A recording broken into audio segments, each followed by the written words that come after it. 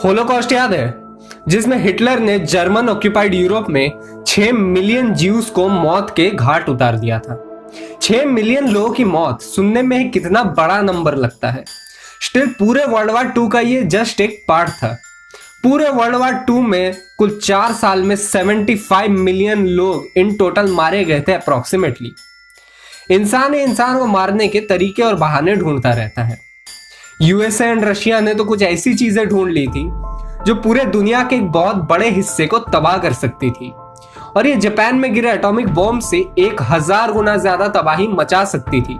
And करोड़ों लोगों को ये सिर्फ एक दिन में या कुछ दिनों में ही मारने की क्षमता रखती थी। सो आज का ये वीडियो आप जरूर पूरा देखना दोस्तों, थोड़ा अपना टाइम निकाल के लाइक करना, इसे शेयर जरूर करना, चैनल को सब्सक्राइब करना अगर वीडियो पसंद आई हो तो चलिए दोस्तों इस वीडियो में आगे बढ़ते हैं। तारीख मार्च 1, 1954। Location bikini atoll, Marshall Islands. Bikini atoll से 157 किलोमीटर दूर रोंगेलैप और यूटरिक अटोल पे एक आम दिन था। लोग एज यूजुअल अपने काम पे लगे थे, बट उन्हें बिल्कुल भी इस बात का अंदाजा नहीं था कि एक मॉन्स्टर उनकी ओर बढ़ रही है। इस मॉन्स्टर का नाम था द कैसल ब्रावो, जो यूएसए का बनाया हुआ उस वक्त का सबसे डेडलीस्ट थर्मोन्यूक्लियर हाइड्रोजन बॉम्ब था। 6:45 पे वहां के लोकल टाइम पे इस बॉम्ब को बिकिनी अटोल के ऊपर गिरा दिया गया। यह इतना सीक्रेट मिशन था कि इसके बारे में आसपास के आइलैंड्स तक को खबर नहीं की गई थी। और दोस्तों जो नतीजे थे वो काफी भयानक साबित हुए। साइंटिस्ट के द्वारा किए गए सारे कैलकुलेशंस ऑलमोस्ट गलत प्रूफ किए जब ये बॉम्ब एक्सप्लोड हुआ। इस बॉम्ब ने डेटोनेशन के बाद 15 मेगाटन की एनर्जी जनरेट की, जिसकी कल्पना साइंटिस्ट ने कभी भी नहीं की थी। एस्टिमेट किया गया था कि फटने पर यह 5 से 6 मेगाटन एनर्जी प्रोड्यूस करेगी, बट दोस्तों इसने 15 मेगाटन की एनर्जी को प्रोड्यूस कर दिया।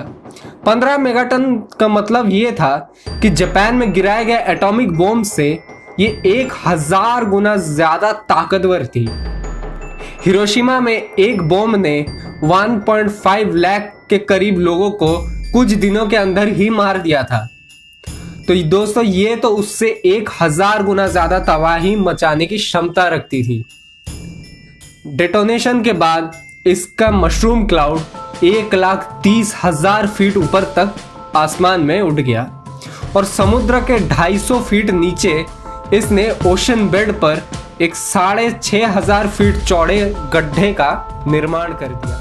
विंड डायरेक्शन गलत कैलकुलेशन की वजह से सारा रेडियोएक्टिव डस्ट रोंगेलैप और यूटेरिक आइलैंड्स की तरफ उड़ने लगा। 5 घंटे बाद after the detonation radioactive dust Rongelap islands पे गिरने लगा, बट वहां के बच्चों को लगा कि यहाँ पे बर्फ गिर रही है, तो वो उस रेडियोएक्टिव डस्ट से खेलने लगे, और कुछ ने तो उसे खा भी लिया बर्फ समझ के।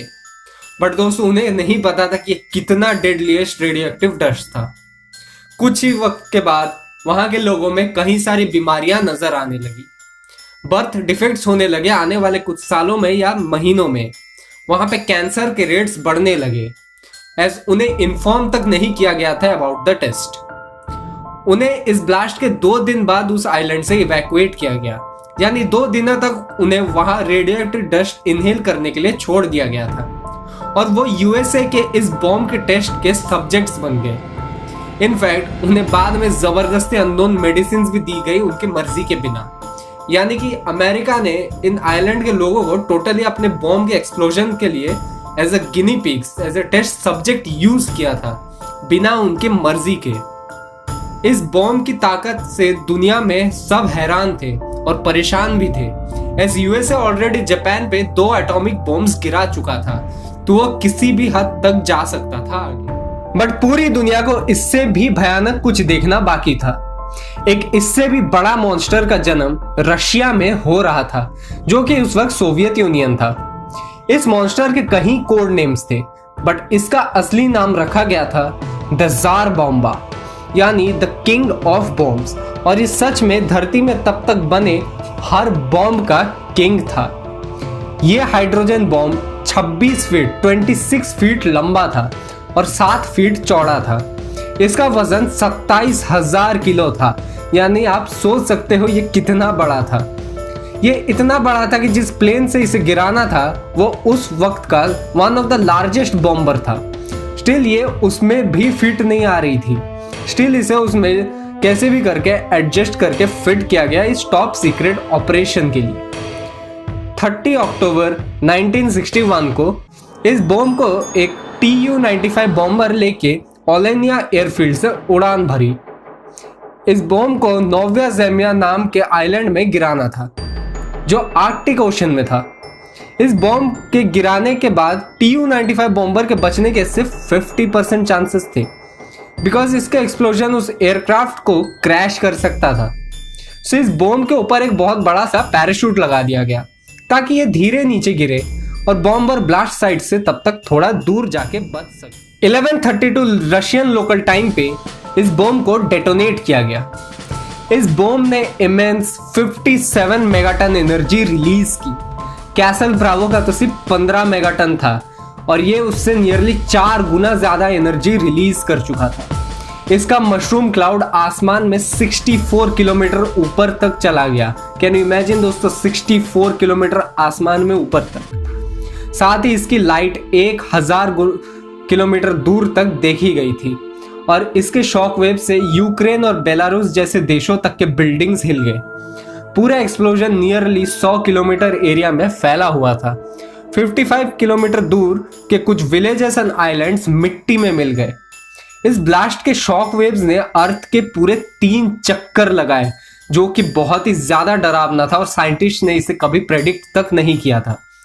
स्टिल हमें रशिया को थैंक्स कहना चाहिए दोस्तों, एज उन्होंने 57 मेगाटन तक का इस बॉम्ब को लिमिटेड रखा, because as per Russian scientist tsar bomb की एक्चुअल कैपेसिटी 100 मेगाटन की थी, बट वो एक्सट्रीम अनइमेजिनेबल डिस्ट्रक्शन मचा सकती थी। सो उन साइंटिस्ट ने इससे लिमिटेड रखा 57 मेगाटन या 60 मेगाटन की कैपेसिटी तक। बट ये भी दोस्तों कम डेवास्टेटिंग नहीं था। जार बॉम्बा को इतिहास का आज तक का सबसे बड़ा बॉम्ब माना गया है और कैसल ब्रावो या जार बॉम्बा को अगर किसी भरे पॉपुलेशन वाले शहर में अगर उस वक्त भी अगर ड्रॉप किया जाता, बिकॉज वार के सिचुएशंस 1990 तक काफी ज्यादा थे, तो दोस्तों आप सोच ही सकते हो कि तबाही किस लेवल पे होती और कितने लोगों की जाने जाती। और रेडिएशन से आज तक लोग मर रहे होते, बर्थ डिफेक्ट्स हो रहे होते, कैंसर्स हो रहे होते। मतलब इंसानियत को मिटाने के लिए ऐसी चीजें बनाई गई थी जिसकी कल्पना तक नहीं की जा सकती। और ये जिन्होंने इसे बनाया था उन्हें तक इसका अंदाजा नहीं था कि ये सारे कितनी ज्यादा एनर्जी रिलीज कर सकते थे। तो दोस्तों ये फैक्ट काफी ज्यादा डरावना था कि ऐसी चीजें दुनिया में बनी थी सिर्फ और सिर्फ ग्रीड, दुश्मनी और अपनी सुपीरियरिटी को प्रूव करने के लिए। बट एक ऐसी चीज है इस दुनिया में जिसकी एनर्जी इन दोनों बॉम्ब से भी कहीं ज्यादा है और वो ऐसी तबाही मचा सकता है जो कोई कल्पना भी नहीं कर सकता। वो आधे दुनिया को एक बार में खत्म कर सकता है। वो चीज है द एंटी मैटर। दोस्तों एंटी मैटर टोटली एक साइंस की चीज है, तो मैं साइंस में यहाँ ज्यादा नहीं घुसूंगा। बस इतना जान लीजिए कि 1 kg एंटी मैटर 47 मेगाटन जितना बड़ा धमाका कर सकता है, जो कि 27,000 किलो के जार बॉम्बा से थोड़ा ही कम है। यानी कि सिर्फ 1 किलो एंटी मैटर 27,000 किलो के किसी बॉम्ब जितना तबाही मचा सकता है। तब सोच सकते हैं दोस्तों कि ये कितना ज़्यादा खतरनाक चीज़ है। बट दोस्तों एक खुशखबरी ये भी है कि एंटी मैटर बॉम्ब्स शायद ही कभी फ्यूचर में बने। इस पर साइंटिस्ट ने काफ़ी ज़्यादा रिसर्च की है, इससे भी वेपन्स बनाने की काफ़ी कोशिश हुई है, बट ये आज तक नहीं बनी और ना ही शायद कभी बनेगी। बिकॉज दोस्तों 1 kg तो छोड़िए, 1 ग्राम एंटी मैटर की कीमत नियरली 62 ट्रिलियन US है, जबकि खुद यूएसए की खुद की GDP ही 20 ट्रिलियन है। तो दोस्तों आप सोच ही सकते हो ये किसी भी देश के लिए या आधी दुनिया के लिए भी पॉसिबल नहीं है ये पूरा बॉम्ब बनाना। दोस्तों इसे one of the most costliest things कहा जाता है पूरे अर्थ में। और दोस्तों इसके कई साइंटिफिक रीजंस भी है जिस वजह से बॉम्ब काफी अनस्टेबल है, ये मैटर काफी अनस्टेबल है, जिस वजह से इससे कोई भी ऐसे एक्सप्लोसिव डिवाइस बन ही नहीं सकती। Still we can't deny that already nearly पूरे दुनिया में करीब 14,000 न्यूक्लियर वेपन्स करेंटली प्रेजेंट है और उनमें से 150 तो हमारे देश इंडिया में ही प्रेजेंट है। पाकिस्तान के पास हमसे थोड़े ज्यादा हैं और चाइना के पास नियरली 290 है। एंड जस्ट लाइक मैंने अपने पिछले वीडियो में कहा था दोस्तों, न्यूक्लियर से रिलेटेड चीजें जब तक इस दुनिया में प्रेजेंट हैं वो डेंजरस है। तो दोस्तों इतना ही था यार इस वाली वीडियो के लिए। आई नो थोड़ा साइंटिफिक हो गया, बट अगर आपको पसंद आई हो दोस्तों तो लाइक जरूर करना, शेयर जरूर करना वीडियो को। चैनल पे नए हो तो सब्सक्राइब करके बेल आइकन को क्लिक करना मत भूलना। पिछली वीडियो नहीं देखे हो तो लिंक डिस्क्रिप्शन में है, जाके चेकआउट जरूर कर सकते हो। तो चलिए दोस्तों मिलते हैं आपसे एक नए और इंटरेस्टिंग वीडियो के साथ।